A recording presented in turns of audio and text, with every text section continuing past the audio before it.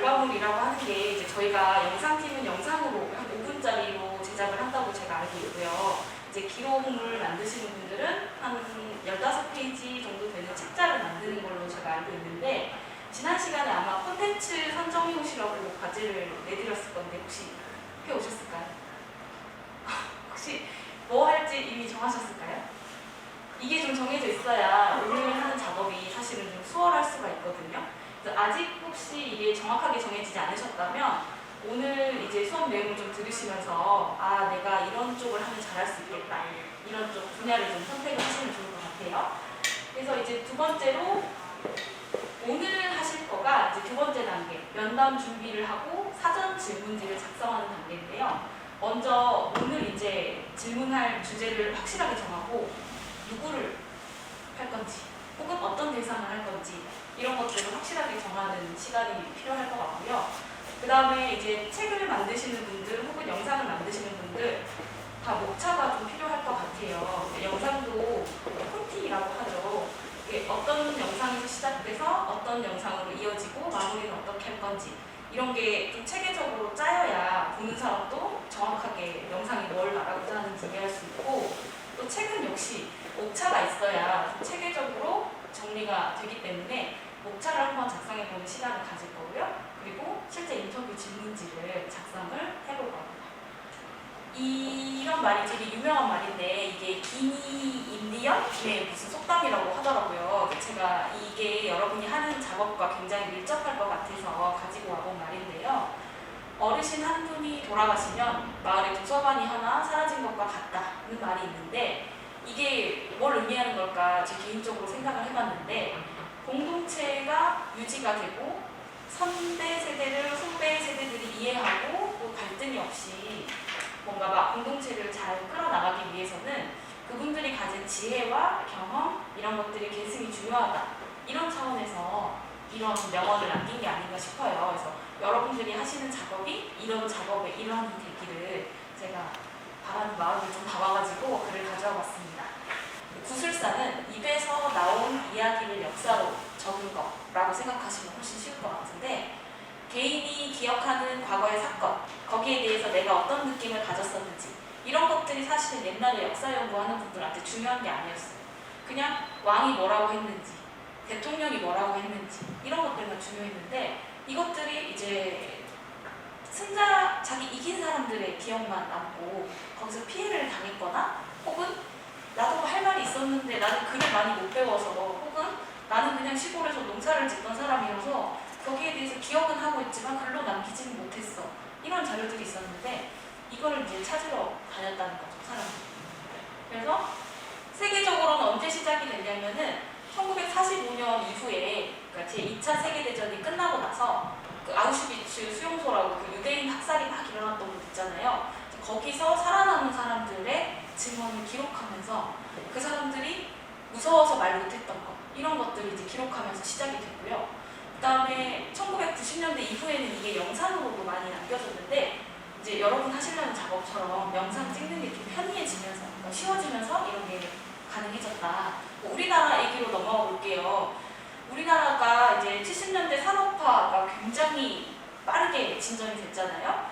그 과정에서 저희 이제 어렸을 때 전태일 열사의 영화를 보고 좀 충격 먹었던 그런 장면들이 있는데, 키가 작은 여자들이 일어섰을 때 천장을 머리가 그러니까 고개를 숙여야만 이렇게 일어설 수 있을 정도의 천장 높이에서 닭장처럼 만들어진 그 미싱들에 앉아가지고 일을 하다가 졸리면은 손을 들어가지고 약 주세요 해서 각성제를 먹고 일을 계속했다고 하더라고요. 그래서 24시간 중에 19시간 정도를 노동을 하고, 그러다가 이제 폐병이 생기면 이제 병원비도 주지 않고 쫓겨나는 그런 일들을 제가 영화에서 봤는데, 그때 이제 그런 일을 당했다가 못 참고 노동운동 하신 분들 이야기가 기록이 된 게 있고요.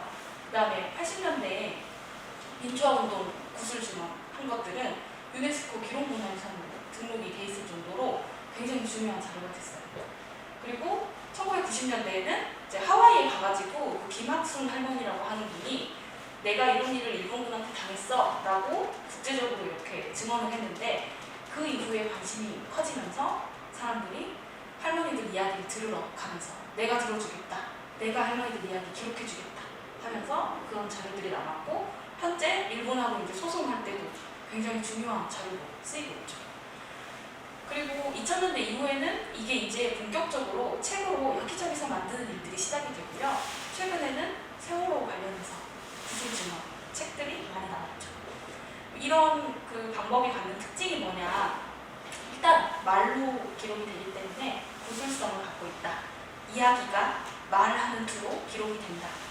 그리고 체험을 바탕으로 한 개인이 역사적인 사건을 어떻게 체험했는지를 다루고 있기 때문에 객관적인 역사라는 게 아니라 내가 그냥 그렇게 봤어. 내 입장에서는 그때 그 사건이 그랬어. 이렇게 그냥 기록이 된다는 거. 그리고 보통 이제 여러분도 이따가 질문지 작성하실 때 하실 건데 생애에 관련돼서 질문을 많이 드려요. 그러니까 언제 태어나셨어요?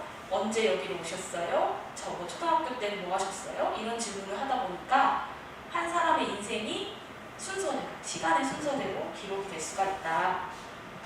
이런 거를 왜 중요하게 생각을 하게 됐냐면, 먼저 글자를 모르는 분들도 말은 다 하시잖아요, 대부분이. 그러니까 보편적으로 자기를 표현할 수 있는 수단이라는 거죠. 아이들도 글을 몰라도 엄마 나 이거 싫어, 엄마 나 이거 좋아, 이렇게 의사 표현을 할 수 있듯이 굉장히 자연스럽게 자기 말을 표현할 수 있는 수단이 말이라는 거죠. 그래서 말을 누군가가 대신 기록해준다는 것은 생생한 역사, 살아있는 기억, 이런 것들을 포착하는 작업일 수도 있다고 이제 중요하게 생각하고 있고요. 그리고 말은 사실은 문자를 잘 몰랐던, 그러니까 양반 계급들이 옛날에 한자 다 알고 그 평민들은 글을 잘 몰랐잖아요. 그래서 억울한 일을 당해도 말할 수가 없고 뭐 다 글로 써서 제출하라 이렇게 하니까 막 마을에 어르신이 글 잘하는 분이 안 써주면은 자기 억울한 거를 가서 말도 못하는 거예요. 그런 일들이 있었는데 이제 문자로 기억 못하는 사람들은 이제 글을 아는 사람들이 가서 기록해준다는 점에서 중요한 중요성이 있었다는 거죠. 그리고 마지막 부분을 제가 강조하고 싶어서 이걸 넣었는데, 이게 이제 여러분한테는 필요한 이야기일 것 같아요. 그러니까 내가 사람을 인터뷰하고 그걸 기록하고 이 과정 자체가 누군가한테는 굉장히 힘이 되는 일일 수도 있다는 거예요. 그래서 협동을 해야 돼요. 질문하는 사람과 답변하는 사람이 서로 성실하게 협동을 해야만 이루어지는 과정이 바로 구술 면담이기 때문에, 이 면담에서 질문하는 사람은 이야기해주는 사람의 진지한, 인생에 대한 진지한 이해를 해볼 수 있는 경험이 되고, 그리고 답변을 하는 사람은 그 과정에서 내 인생을 한번 다시 돌아보면서 치유되는 기분을 받을 수도 있고요. 위로받는 기분을 받을 수도 있고요. 아, 내 인생을 한 80년을 돌아봤더니 내 인생은 이랬어. 나는 이런 사람이었구나. 이런 걸 확인하는 과정이 될 수도 있다는 거죠. 그래서 좀 중요한 작업을 하고 계시다는 말씀을 드리려고 제가 좀 무거운 얘기를 앞에다가 꺼냈어요. 자, 이제 실질적으로 여러분한테 도움이 되는 건데요. 1대1로 면담을 하시는 방법, 그 다음에 여러분을 앉혀두고 1대4로 면담을 하시는 방법, 그 다음에 요즘처럼 코로나로 직접 만나서 면담이 어려운 경우에는 전화통화나 영상통화를 이용하는 방법이 있는데, 1대1로 면담을 진행할 경우에는 좀 진지한 대답을 기대할 수가 있어요. 그리고 좀 밀도 있는 질문, 좀 예민한 질문, 좀 까다로운 질문, 이런 것도 충분히 여쭤볼 수가 있고, 남의 눈을 의식하지 않고 답변을 해주실 거기 때문에 솔직한 대답을 기대할 수가 있죠. 근데 1대4로, 예를 들어서 마을 회관 같은데 어르신 한 5분을 앉혀놓고 면담을 한다. 그러면은 어르신들끼리도 그 관계가 있을 거란 말이에요. 내가 이랬다는 얘기를 하면 저 할머니가 나를 조금 이상하게 생각하지 않을까? 뭐 이런 의식되는 과정이 있을 수 있기 때문에 마을이라는 공통된 주제를 질문할 때는 유리할 수 있겠지만, 그분의 인생에 대해서 질문을 할 때는 사실은 조금 과장을 하거나 뭔가 거짓된 이야기를 좀 재밌으라고 섞으실 수도 있어요. 그래서 만약에 주제를 한 분의 인생이나 몇 분의 인생으로 잡으셨다면 1대1을 좀 추천을 드리고요. 그게 아니라 마을에 대한 어떤 커다란 주제, 뭐 마을의 전통, 역사, 풍습 이런 걸 잡으셨다면 1대4를 좀 추천을 드립니다. 그리고 전화통화를 하실 때는, 전화통화할 때 이거 1대4랑 좀 비슷한데요. 혼자 계신지 여러분이 계신지 이걸 알 수가 없어요. 그래서 대답할 때 조금 그럼 성실하게 대답을 안 해주실 수도 있고, 그 다음에 옆에 있는 사람을 의식해서 조그맣게 얘기를 하신다거나 이럴 수가 있어요. 그래서 이런 것도 좀 고려를 하시면 좋을 것 같고, 영상통화는 사실은 비슷하죠. 근데 이제 대면하는 거랑 거의 비슷하긴 한데 얼굴 표정 같은 게 사실은 미묘하게 포착이 되지는 않아요. 그래서 약간 조금 솔직한 대답이긴 하겠지만 비교적 불성실하게 대답을 해주시는 경우도 있다고 해요.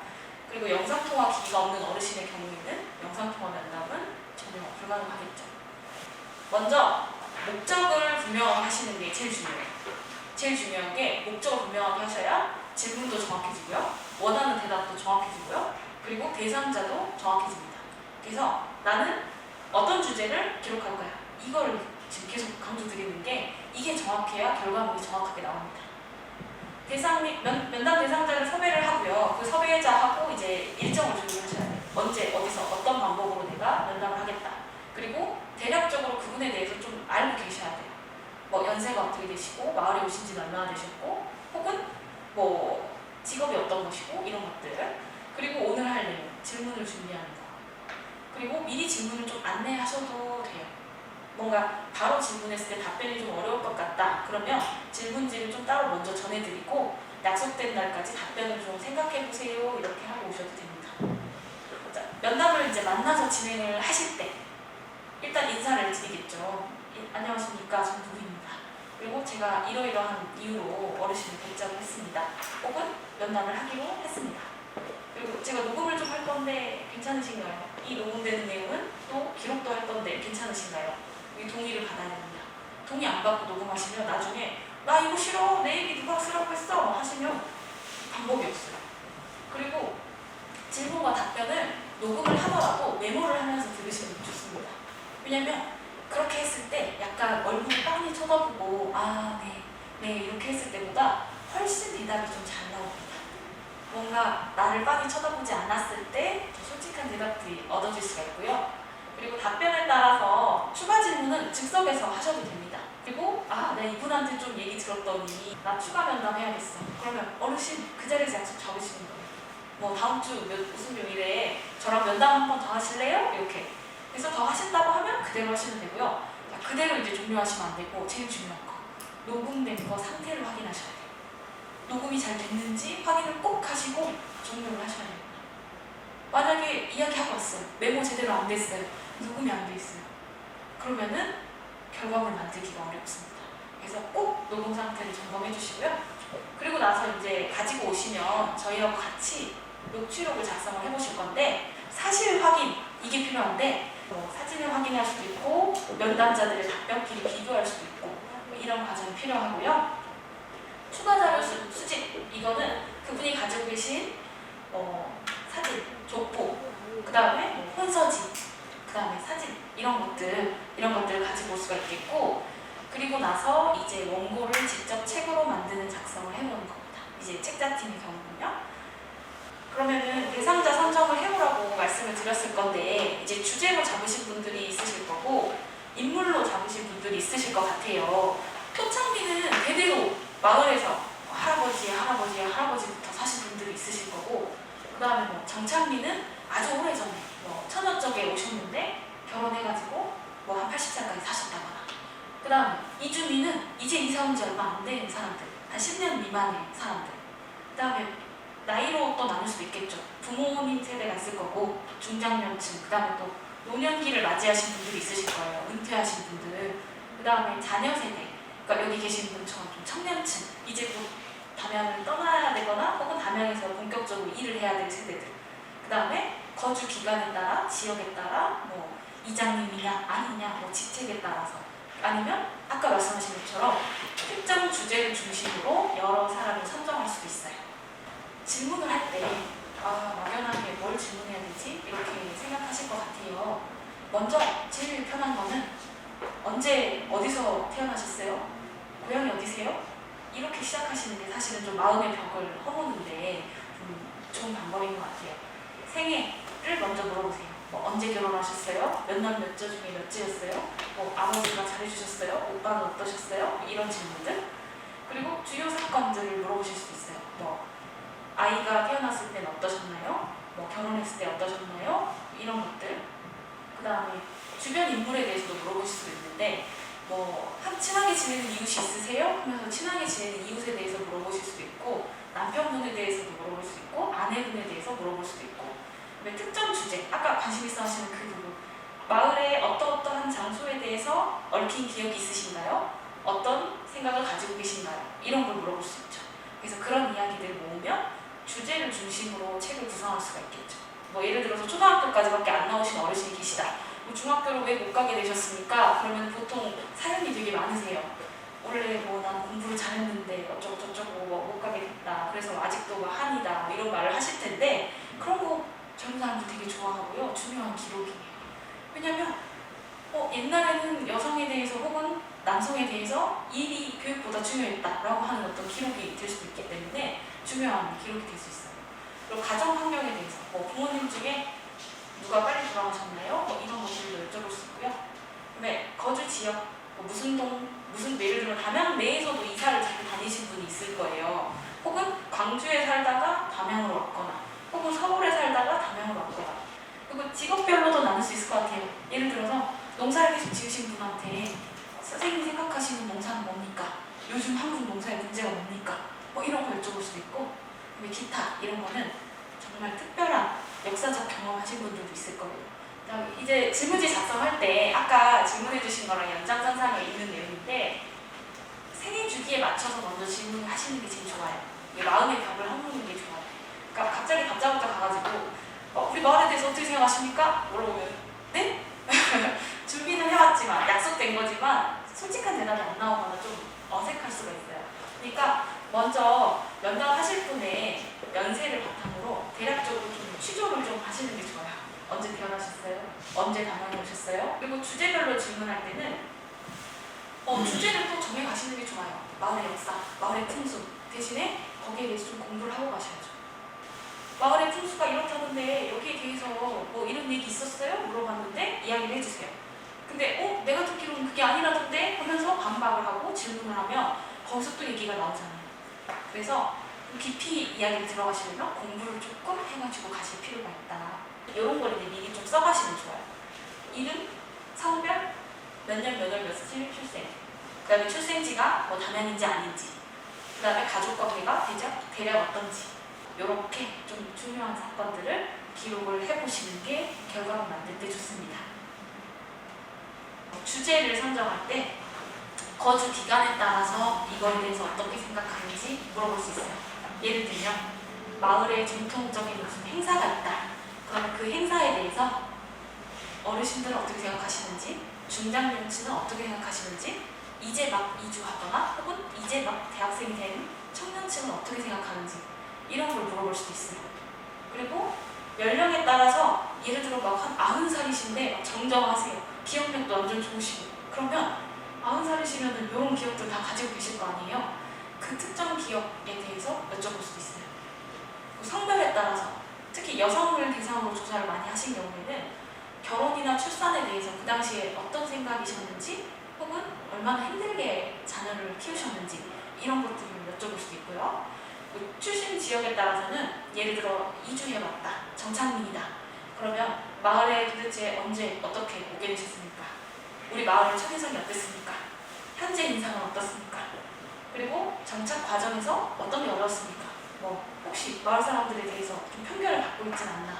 이런 거를 좀 이번 기회에 물어보실 수 있죠. 그리고 이게 질문지 샘플이에요. 이게 제일 도움이 되실 것 같아요. 여러 것들을 질문을 하시면은 대략적으로 분량이 나옵니다. 그리고 여기서 자연스럽게 질문이 파생이 돼요. 그러니까 추가 질문이 자꾸 생겨요. 그러면서 어르신, 본관이 어디세요? 물어보고 중종은 어디세요? 어르신들은 이제 이런 거를 좀 물어보시면 나를 그래도 좀 궁금해하네 이렇게 생각을 하시는 것 같아요. 지금 어르신들은 이렇게 좀 질문을 해주셨을 때 훨씬 나한테 진지하게 관심이 많구나 이렇게 생각을 하시는 것 같아요. 선조들 가운데 유명한 분이 있으십니까? 예를 들면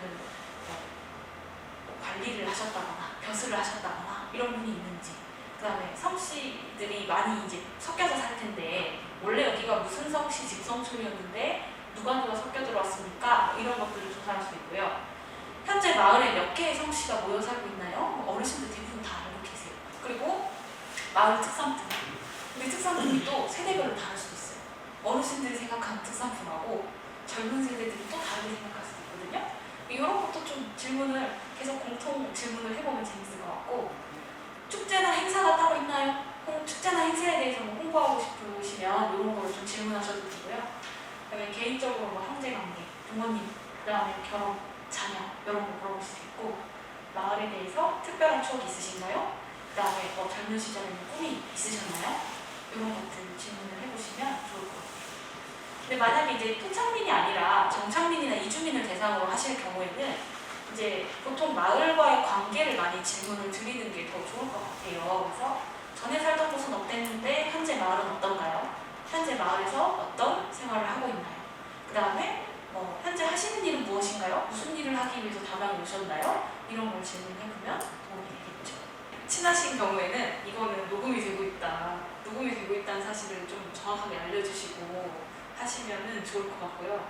너무 가까운 분을 하다 보면은 솔직한 대답이 안 나올 수도 있어요. 그래서 그것도 좀 고려를 하시고, 아까 질문해 주셨는데 그 마을의 어떤 장소를 좀 컨텐츠화 하고 싶으신 거잖아요. 그 컨텐츠화 하실 때 제가 이제 아까 이야기 나누면서 좀 정리된 생각이, 예를 들면 습지를 마을 어르신들이 옛날부터 이용을 하셨을 거란 말이에요. 그러면 옛날에 이용했던 방식이 있을 거고, 또 한 80대가 이용한 방식이 있었을 거고, 60대, 40대, 30대, 요즘 애들은 어떻게 생각하는지 이런 게 있을 거란 말이죠. 근데 그거를 아까 말씀하신 대로 습지에 대해서 연령별로 좀 조사를 해봐도 재밌을 것 같고요. 특히 어르신들을 조사하다 보면은 습지에 얽힌 뭐 설화라거나, 혹은 뭐 누가 옛날에 여기서 뭐 무슨 좋은 일이 있을 때마다 뭘 했다거나, 혹은 좀 슬픈 얘기라고도 뭐 누가 빠져서 죽었다거나 뭐 이런 얘기라던가. 근데 이게 뭐 안 좋은 얘기라고 해서 다 빼실 필요는 없어요. 그냥 일단은 다 수집을 해가지고 거기서 선택을 하시는 게 중요하기 때문에 일단 들으면서 먼저 나는 이거는 별로 안 적을래 이렇게 딱 생각하면 안 되시고, 일단은 다 들어가지고 오세요. 다 수집해 오시고 편집은 저희하고 같이 여기서 녹취된 거를 정리하면서 하시게요. 그래서 이야기하다가 조금 자세히 얘기가 필요하다, 여기 얘기가 조금 더 돼야 될 것 같다, 그러면은 그 부분을 집중적으로 계속 물어보시면은 아마 자세히 이야기거리가 생기고 그 과정에서 이제 컨텐츠 발굴이 될 거예요. 그래서 아까 되게 좋은 주제인 것 같아요. 마을의 어떤 공간을 좀 살리려고 하신다는 거. 저는 이제 이게 주제를 모르는 상태에서 준비를 해왔기 때문에 한 분의 인생이나 혹은 마을 어르신들의 인생을 복원한다고 했을 때 어떻게 할 수 있을까, 여기에 초점을 맞췄는데, 주제별로 하시는 것도 이런 방법을 응용하시면 훨씬 좋을 것 같아요. 이제 절차를 안내를 드릴게요. 이 절차는 가지고 계시면서 참고하셔가지고 꼭 이대로 하시는 건 아니지만 율동성 있게 뺄 부분 빼셔도 되는데, 웬만하면 이틀내로 하시는 것이 좋습니다. 그러니까 면담에 응해주신 것에 대해서 먼저 감사 인사, 그 다음에 목적을 정확히 설명해 주시고요. 녹취에 대한 동의, 아까 말씀드렸죠, 중요하다고. 녹취에 대한 동의와 확인을 꼭 하셔야 되고요. 원래 사실은 국가기관에서 할 때는 녹취 동의서라는 걸 받아요. 그리고 작성을 해서 이 녹음한 것은 이제 우리가 관리하는 자산입니다 라고 하는 서류를 받아야 되는데, 저희가 그런 건 아니잖아요. 뭐 그렇게 하는 순간 일단 솔직한 대답을 좀 기대하기 어려울 수도 있어요. 그래서 그냥 동의 정도로만 해주시면 될 것 같고, 질문을 할 때는 이제 A하고 B를 나눠놓은 거는 이걸 그냥 뭘 먼저 하셔도 상관은 없는데, 보통은 A부터 B로 넘어가시는 게 좀 자연스럽게 이야기가 진행이 됩니다. 그래서 뭐 과거에 언제 태어나셨습니까? 마을에 언제 오셨습니까? 어린 시절에 주로 뭐 하고 오셨어요? 옛날에 이 마을을 뭐라고 불렀어요? 뭐 이런 거부터 시작하시고, 현재는 뭐 하십니까? 현재 고민 있습니까? 취미가 뭡니까? 이런 것들. 또 미래에 대해서는 뭐 물론 연세가 많으셔도 꿈이 있을 수 있어요. 아직 나는 내가 내 이름으로 된 책을 한번 내보는 게 꿈이야 이러면 그게 꿈이면 또 적어두시면 좋고, 요즘 뭐 자서전 쓰는 그런 수업도 있다고 들었는데 어르신들이 책 내는 경우도 되게 많거든요. 그래서 뭐 그런 것도 적어주시면 좋을 것 같고, 그 다음에 아까 말씀하신 것처럼 마을에 내려오는 설화, 전설, 민담 이게 특정 공간하고 얽혀있는 경우가 많아요. 특히 전설의 경우는 증거가 있잖아요. 마을에 이 나무는 옛날부터 이러이러한 나무였어. 그 전설의 증거가 바로 이 나무야. 그러면 그 비슷한 얘기 여러 개 수집하시면 돼요. 그래서 그 나무를 콘텐츠로 만들 수도 있어요. 그리고 마을의 이름이 자꾸 변하는 마을들이 있을 거예요. 예를 들면 옛날에는 뭐 여기를 뭐 무슨 리라고 불렀는데 다른 리로 이름이 바뀌었다. 왜 바뀌었을까? 거기에 대해서 조사하시면 옛날 마을 이름을 복원할 수도 있고요. 경우에 따라서는 혹은 그 마을이 뭐 다른 쌀에 붙이는 브랜드 이름이 될 수도 있고 뭐 다양한 가치가 있을 것 같습니다. 그리고 요즘 젊은 사람들은 동짓날 동짓팥죽 먹고 이러지 않죠. 근데 이제 저는 저희 어머니가 좀 세시풍속을 좀 좋아하셔가지고 항상 동지나 이런 때가 되면 전화가 오세요. 그래가지고 동지인데 동짓팥죽 먹었냐? 제가 안 먹었는데 이랬더니 아, 동지면 동짓팥죽을 먹어야지 막 이러시거든요. 그래서 그런 게 사실은 젊은 사람들한테 생소하고 재밌는 거리예요. 막 동짓날은 동짓팥죽이지, 야 담양에 동짓팥죽 맛집이 있대 뭐 이러면서 이제 갈 수도 있다는 거죠. 그래서 미처 몰랐던 마을의 절기마다 했던 풍속들 이런 것들이 또 체험 활동이 될 수도 있어요. 그리고 우리 마을만의 명소, 자랑거리, 아까 막 되게 자랑거리 많이 이야기해 주셨는데 전 진짜 몰랐거든요.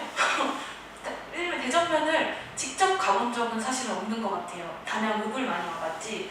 그래서 그런 거에 대해서 알았다면 아까 얘기해 주시니까 습지 가보고 싶고 대나무숲이 천연기념물 됐다고 하니까 가보고 싶은 생각이 들었어요.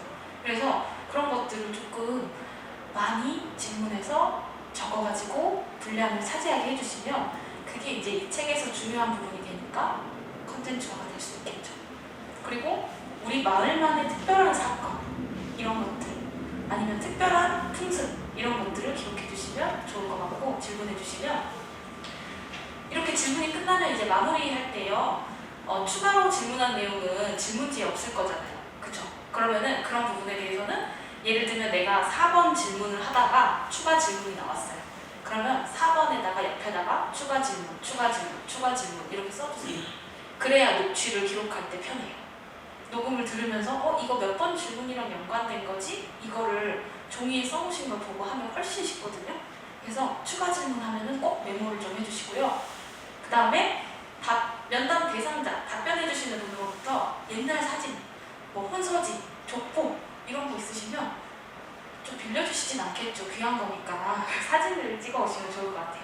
저도 요즘 결혼할 때 하시는지 모르겠는데 저는 혼서지를 받았거든요. 저희 이제 시댁에서 주셔가지고. 근데 제 친구들을 물어보면은 혼서지를 전혀 모르는 경우가 많더라고요.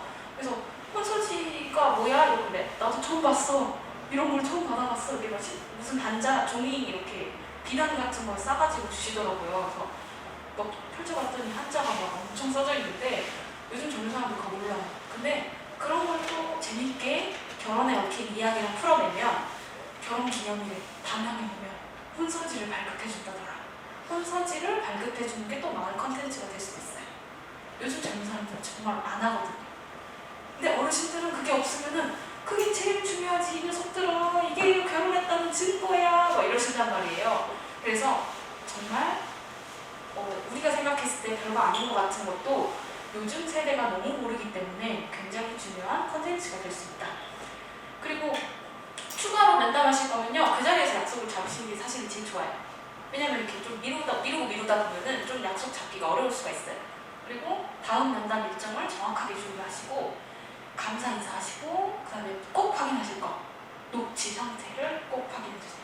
녹음이 잘 됐는지. 그리고 마지막에 이제 돌아오셔가지고 저희하고 같이 할 작업이 녹취록을 작성을 하고 질문과 답변을 이제 컴퓨터로 타타타타 타이핑을 해가지고 정리를 해볼 거고요.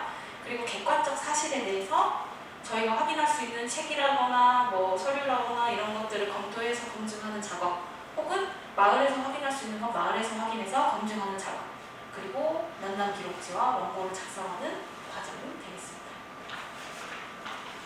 이거는 이제 녹취록 작성할 때 이런 기초 조사를 해가지고 오셔야 되는 거예요. 예를 들면 면담하실 대상자, 성함, 그 다음에 구술, 날짜, 시간, 장소, 언제, 어디서, 몇 시에, 어디서 누구를 면담했다. 그 다음에 질문하신 분, 성함과 연락처, 그 그 다음에 녹취자. 녹취자는 보통 이렇게 옆에 누가 따라가서 안 하시고 팀인 경우에는 녹취를 또 따로 하시는 분이 계시면 그분 성함을 써주시면 되고, 그게 아니라 혼자 난 개인이 한다 그러시면 그냥 그 개인 연락처를 쓰시면 돼요. 그리고 문서 상태, 이거는 저희가 하는 건데 일단 녹음한 거를 한번 틀고 들리는 대로 다 최대한 많이 적는 거, 그게 초벌 녹취예요. 그걸 한 다음에 불필요한 그런 말들은 두 번째 검독 완료 부분에서 삭제가 많이 될 거고요. 그리고 오타라거나 맞춤법 띄어쓰기 이런 거 저희가 검토 싹 해드릴 거예요. 그리고 면담자 소감, 이거는 질문하신 분들이나 아니면은 그 답변하신 분들이 이 면담을 하니까 기분이 어떠셨는지, 뭐 속이 후련하다, 혹은 옛날 생각하니까 너무 즐거웠다, 이런 것들을 같이 기록해 주시면 좋아요. 이거는 실제 사례를 제가 하나 가져와 봤어요. 인터넷에 올라와 있는 것들 중에는 그 공공기관에서 한 사라져가는 평택의 마을을 조사한 보고서가 있었어요. 그래서 제목 자체가 평택의 사라져가는 마을이에요.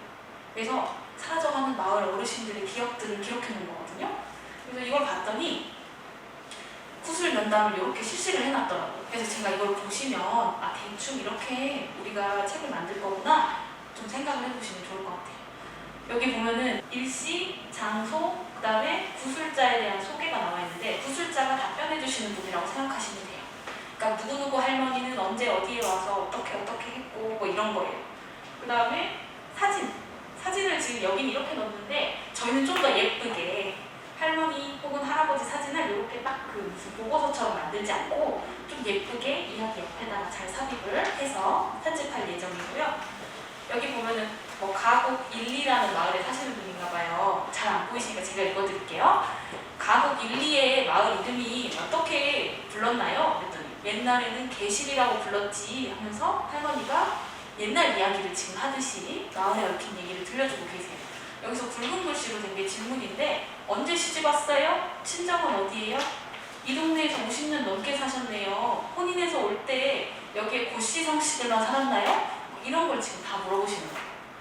이분은 아까 말씀하신 것처럼 특정 주제에 대해 질문하는 게 아니라 그냥 단순히 이분의 인생에 대해서 기록을 하는 거기 때문에 인생을 기록하고 싶으신 분들은 이런 녹취를 참고하시면 좋을 것 같아요. 별로 중요하지 않을 것 같은 거 다 물어보거든요. 이렇게 보면은 뭐 어디서 시집 오셨어요? 그 다음에 뭐 옛날에 여기가 시장이 서던 곳인가요? 뭐 이런 거 다 물어봐요. 근데 그게 사실은 다 나중에는 사라져버리고 없어질 역사가 된다는 거죠. 마을의 역사가. 두 번째 사례는 이분은 약간 좀 학력이 조금 있으신 어르신이에요. 마을에서 좀 중요한 일을 하셨던 분인 것 같아요. 그래서 이분이 남자분이니까 군대를 갔다 오셨겠죠? 그러니까 군대 갔을 때 어땠냐, 군대 갔다 오니까 마을이 어떻게 변했냐, 뭐 이런 것도 물어보고 하더라고요. 뒤에 보니까. 그래서 요거는 그냥 샘플로 참고를 하시라고, 이렇게 막 딱딱하게 안 만드셔도 돼요. 그리고 저희가 딱딱하게 안 만들 거고요. 이렇게 하는 게 저희 목적은 아니고 그냥 참고로 보여드리는 거예요. 이게 목차를 오늘 작성을 어느 정도 하셔야 되거든요. 목차가 왜 필요하냐면 아까 말씀드렸다시피 영상팀은 콘티라고 하고, 그러니까 영상을 어떤 순서로 재생시킬 것인지 콘티 작업을 해야 해요. 근데 그러려면은 대략적으로 큰 주제가 몇 가닥 잡혀 있어야 돼요. 그래서 그걸 하시기 위해서 목차를 작성해 주실 거고, 책자팀은 조금 더 자세하게 짜셔야 돼요. 왜냐면 영상으로 뭔가를 이렇게 진행하는 게 아니라 다 글자로 내가 어떤 순서로 어떤 이야기 다음에 어떤 이야기 할 거야를 다 보여줘야 되기 때문에 요것들을 좀 참고해가지고 목차를 여기 좀 제가 15번까지라서 너무 많이 해놨는데 이거는 지금 공공기관에서 했던 걸 바탕으로 해놓은 거고요. 여러분이 하실 때는 한 목차를 5개 정도 짜시면 좋을 것 같아요. 뭐 예를 들어서 아까 습지 이야기 하시는 선생님 있으시니까 제가 습지를 예로 한번 짜보면 습지 이름의 유래, 그 다음에 습지에 얽힌 설화, 전설, 그 다음에 습지에 얽힌 마을 사람들의 추억, 혹은 습지에 얽힌 사건, 사고, 이런 것들을 조사하실 수 있다는 거죠. 그래서 목차를 어렵게 생각하실 건 없고요. 그냥 조사하고 싶은 주제를 좀 나열을 해보겠다 이렇게 생각하시면 좋을 것 같아요. 오늘 꼭 하셔야 되는 게 마을 선정 꼭 하시기, 두 다음에 목차 작성하시기, 그 다음에 세 번째 질문지를 작성해 보시기. 그래서 지금 이제 실습을 좀 해보실 건데, 질문지를 그 앞에 보면 종이가 준비되어 있을 거예요. 이제 거기다가 제가 드린 자료에서 샘플들을 좀 참고하셔가지고 맨 위에다가는 주제를 적어주시고요. 콘텐츠로 삼고 싶은 주제를 적어주시고 그 주제 밑에다가 목차를 먼저 작성을 해보고요. 그 다음에 질문지를 작성해 보겠습니다.